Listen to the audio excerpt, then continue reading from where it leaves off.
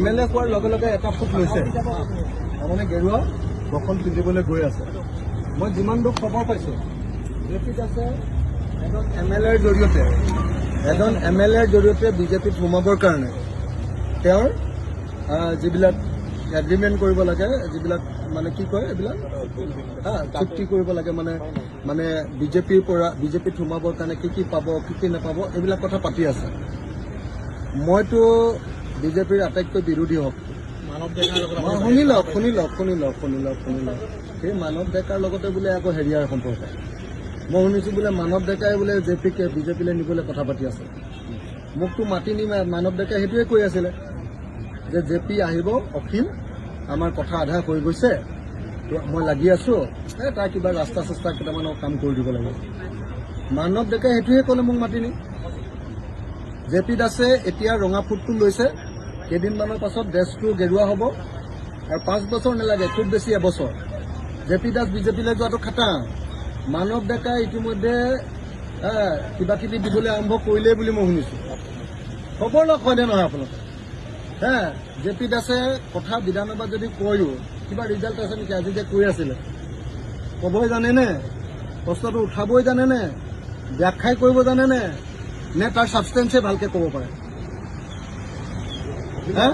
গতিকে তেওঁলোকে শুই থাকে, মই মাত মাতোঁ, কিন্তু সেইকাৰণে মোৰ ওপৰত খং। আপুনি চাব যে আজি আমাৰ বিধানসভাখনৰ মান একেবাৰে অনুন্নত হৈ গৈছে। প্ৰশ্ন সুধিলে সঠিক উত্তৰ নিদিয়ে, মই সেইটো উত্তৰ ধৰোঁ। আজি কিবা মেচ বুলি কি আছিলে, মেচ বুলি এজন যে বকু ছয়গাঁৱৰ বিধায়ক, তেওঁ একদম বিজেপিক বখলা বখল কৰি দিলে। তেওঁ নিজে বিজেপিৰ বিধায়ক, যে আমাৰ তাততো একোৱেই ডেভেলপমেণ্ট নাই, খোৱা পানী নাই, মাটি নাই, মাটিত পট্টা নাই, এফালৰ পৰা গাই গুচি গ'ল। মই এনেকে হাত তালি বজাই ক'লো যে অধ্যক্ষ ডাঙৰীয়া এইকেইটা নোট কৰক, আৰু ইয়াৰ পাছত এইখন চৰকাৰ জীয়াই থকাৰ, এইখন চৰকাৰে ক্ষমতাত থকাৰ অধিকাৰ নাই। সেইবিলাক কথা তেওঁলোকে মনে মনে থাকে। তাৰ পাছত সেই প্ৰশ্নটো উত্তৰ দিবলৈ গৈ পীযুষ হাজৰিকাই গালি পাৰিলে কংগ্ৰেছক, এই তাত কংগ্ৰেছৰ MLA আছিলে, সিহঁতৰ কাৰণে 10 বছৰ কোনো ডেভেলপমেণ্ট নাই। সিহঁতি কিজনে কি কয় আমাৰ জেপি দাসতে হাঁহি শুনি আছে। মই তাৰ বিৰোধিতা কৰিছোঁ, মই কৈছোঁ আপোনালোকে চাই লওক। তো এতিয়া যিজন মানুহে বিৰোধিতা কৰে, সেই বিৰোধিতা কৰা মানুহজনক বিজেপিও বেয়া পায়। সেই বিৰোধিতা কৰা মানুহজনক আজি অতুল বৰাই মানুহজনেই কৰিছে, হয়নে নহয়? তো আকৌ মোক পীযুষ হাজৰিকাই কি শব্দ দি মাতিছে আপোনালোকে শুনিছে, সেইটো মই বাহিৰত ক'ব নোৱাৰোঁ, এতিয়া কাটি দিলে বিধানসভাৰ প্ৰতিবেদনৰ পৰা, হয়নে নহয়?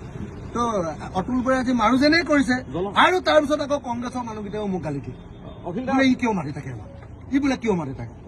তোমালোকে নিমাতি কইনা হৈ থাকিবা আৰু মই মনে মনে বহি থাকিম, আৰু মই মনে মনে বহি থাকি অচেতন মানুহৰ নিচিনাকে থাকিম।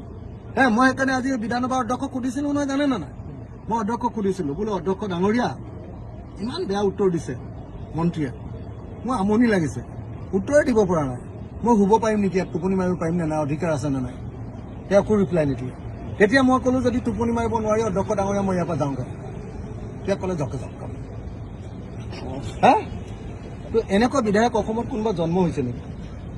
অসমৰ প্ৰত্যেকটো ইছ্যুত CMক কন্দুৱাই দিব পৰা, CMক বহুৱাই দিব পৰা, অন্য মন্ত্ৰীবিলাকক, কথা জনা মন্ত্ৰীবিলাকক ধৰি পহৰাই দিব পৰা অন্য কোনোবা বিধায়ক ইয়াত জন্ম হৈছে নেকি?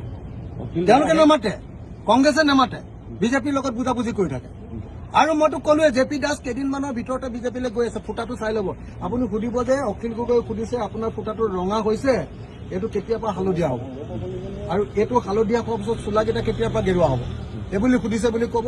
আৰু আপুনি বোলে লখিমপুৰৰ এজন MLAৰ লগত মনে মনে এতিয়া বাৰ্গেনিং কৰি আছে বিজেপিলৈ আহিবলৈ, হয় নেকি? আপুনি এবাৰ সুধি চাব, যদি নহয় তেতিয়াহ'লে মোক জলসম্পদ বিভাগৰ ব্যৰ্থতা উদঙাইছে সুশান্ত বৰগোহাঁয়ে।